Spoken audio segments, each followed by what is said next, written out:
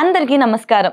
Welcome to it's UTV. ప్రస్తుతం మనతో పాటు ఉన్నారు ప్రముఖ ఆధ్యాత్మికవేత్త, జ్యోతిష్య పండితులు బ్రహ్మశ్రీ నందిపట్ల శ్రీహరి శర్మ. అయితే గురుగారితో మాట్లాడి మరిన్ని విషయాలు తెలుసుకునే ప్రయత్నం చేసేద్దాం. నమస్కారం గురుగారు. వాగర్థావివ సంపృక్తౌ వాగర్థ ప్రతిపత్తయే జగతః పితరౌ వందే పార్వతీ పరమేశ్వరౌ. ఆదిత్యాయ చ సోమాయ మంగళాయ బుధాయ చ గురు శుక్ర శనిభ్యశ్చ రాహవే కేతవే నమః.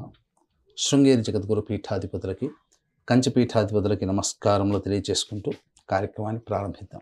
గురుగారు, కార్తీక అమావాస్య యొక్క విశిష్టత తెలియజేస్తారా? కార్తీక మాసము అమావాస్య. మనకు ఈసారి అమావాస్య 20వ తారీఖు మధ్యాహ్నం ప్రారంభమై 21వ తారీఖు మధ్యాహ్నం 12 గంటల 16 నిమిషాల వరకు ఉంటుంది.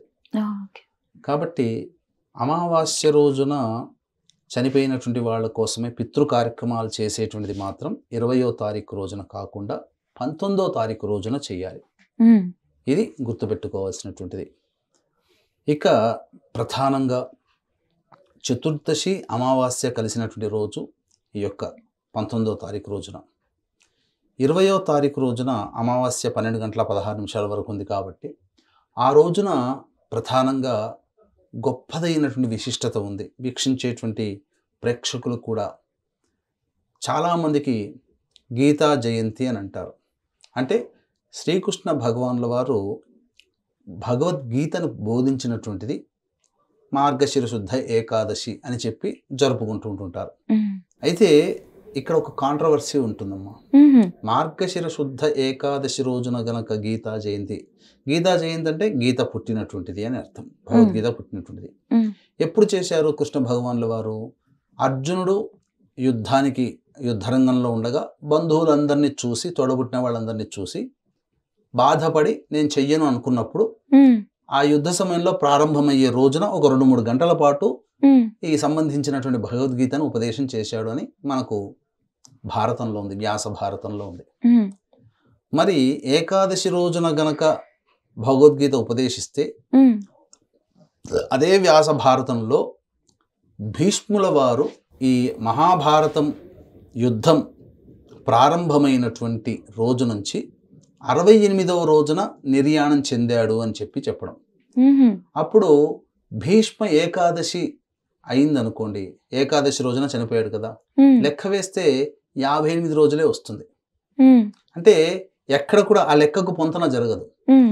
కానీ మనకు శ్రీకృష్ణ భగవానుల వారి యొక్క సంబంధించినటువంటి భారతంలో ఇతివృత్తంలో 2-3 ఘట్టాలు గనక చూసుకుంటే కార్తీక అమావాస్య రోజునే గీత అనేటువంటిది పుట్టింది. అందులో సందేహం. యుద్ధం కూడా కార్తీక మాసం అమావాస్య రోజునే మహాభారత యుద్ధం ప్రారంభమైంది. అంటే కార్తీక మాసము శుక్ల త్రయోదశి రేవతి నక్షత్రం ఉన్నటువంటి రోజున శ్రీకృష్ణ రాయబారం జరిగిన తర్వాత మధ్యలో కర్ణుడిని కలుసుకొని మాటామంతి జరిగిన తర్వాత వెళుతూ రేపు జ్యేష్ఠ నక్షత్రంతో కూడుకున్నటువంటి అమావాస్య రోజున మహాభారత యుద్ధం ప్రారంభమవుతుంది, సన్నద్ధం కండి అని చెప్పి కర్ణుడితో చెప్పి వెళ్ళిపోతాడు. ఆ లెక్కన చూసుకున్న రేవతి నక్షత్రం అన్నప్పుడు కృత్తికా నక్షత్రంలో కార్తీక పౌర్ణమి వస్తే సరిగ్గా 15 రోజులకి అమావాస్య అంటే జ్యేష్ఠ నక్షత్రం వస్తుంది. కృత్తిక నుంచి జ్యేష్ఠ నక్షత్రానికి లెక్క వేస్తే 15 రోజులు, 15వ రోజు ఆ రోజు జ్యేష్ఠ నక్షత్రం ఉంటుంది. కాబట్టి అది ఒక వృత్తాంతంగా తీసుకొని, మరియు రెండవది కార్తీక అమావాస్య రోజునే గీత గనక ఉద్బోధన చేస్తే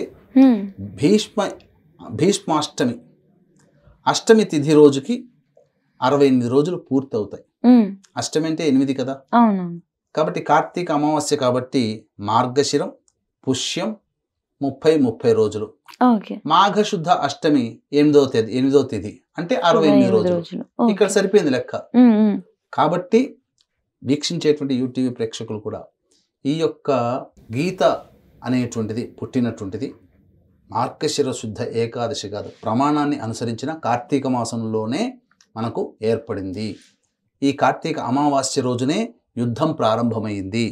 ఇప్పుడు వీక్షించేటువంటి ప్రేక్షకులు కూడా అడగవచ్చు, యుద్ధం ప్రారంభం చేసే అమావాస్య రోజున యుద్ధం ప్రారంభం చేస్తారా ఏంటి అని.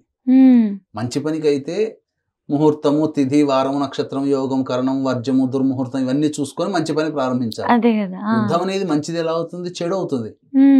మొత్తం కోట్ల మంది చనిపోయారు కదమ్మా. అవునవును. కాబట్టి చెడు పనికి అవశ్యం వెంబడే చేయడమే ఆలస్యం. చెడ్డ పని మనం దానికి ముహూర్తాలు ఏం చూడాలని అవసరం లేదు. మంచి పనికే ముహూర్తం, మంచి జరగాలి కాబట్టి. కాబట్టి అమావాస్య రోజునే యుద్ధం ప్రారంభమైందనే మహాభారతంలో వ్యాస భగవానుల వారు రచించారు. అదే మనకు తార్కాణం.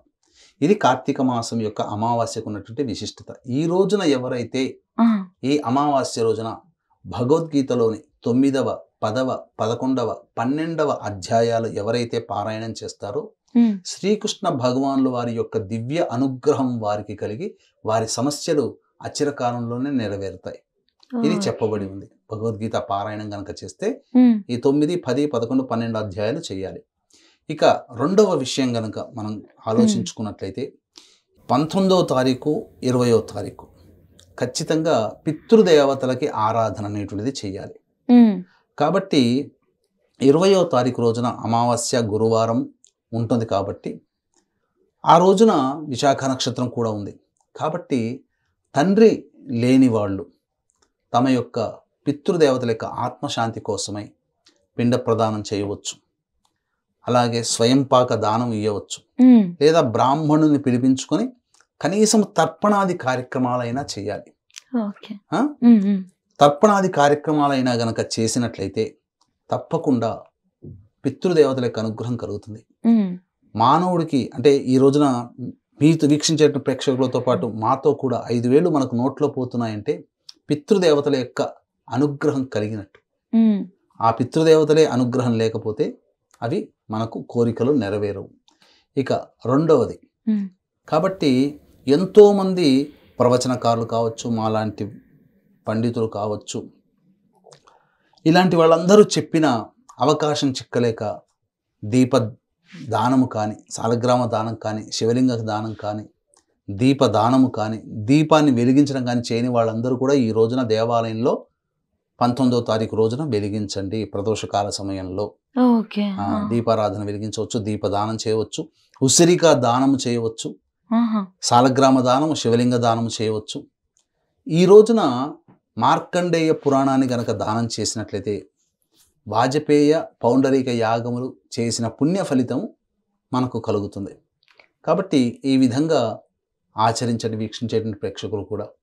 గురుగారు, ఇప్పుడు మనం కోరుకున్న కోరికలన్నీ కూడా నెరవేరడానికి ఆ రోజు పాటించాల్సిన విధి విధానాలు ఏంటి అంటే, మీరు చెప్పినట్లు ఈ మాసం మొత్తం కూడా కుదరని వాళ్ళు వెళ్ళి దీపదానం, ఉసిరిక దానం లేదా దీపారాధన ఇవన్నీ చేసుకోవచ్చు అంటారు. దీంతో పాటుగా మన పీఠం ఆధ్వర్యంలో 20వ తారీఖు రోజున శ్రీశైల క్షేత్రంలో జాతకరీత్యా కలుగు అన్ని రకాల సమస్యల నివారణకి, మరియు ఇప్పుడు శని గురుగ్రహాలు మారినటువంటి కారణం చేత 12 రాశుల్లో జన్మించినటువంటి వాళ్ళకి కూడా సమస్యలు ఉన్నాయి. కాబట్టి ఆ సమస్యల నివారణకై సర్వదోష నివారణ పూజలు, హోమాలు జరిపించి శక్తిపాతము చేసినటువంటి కరుంగలి మాల ఇవ్వడం జరుగుతుంది. అవకాశం ఉన్న వాళ్ళు కార్యక్రమ తదనంతరం కాంటాక్ట్ చేసి మీ గోత్రనామాదులు నమోదు చేసుకోవచ్చు.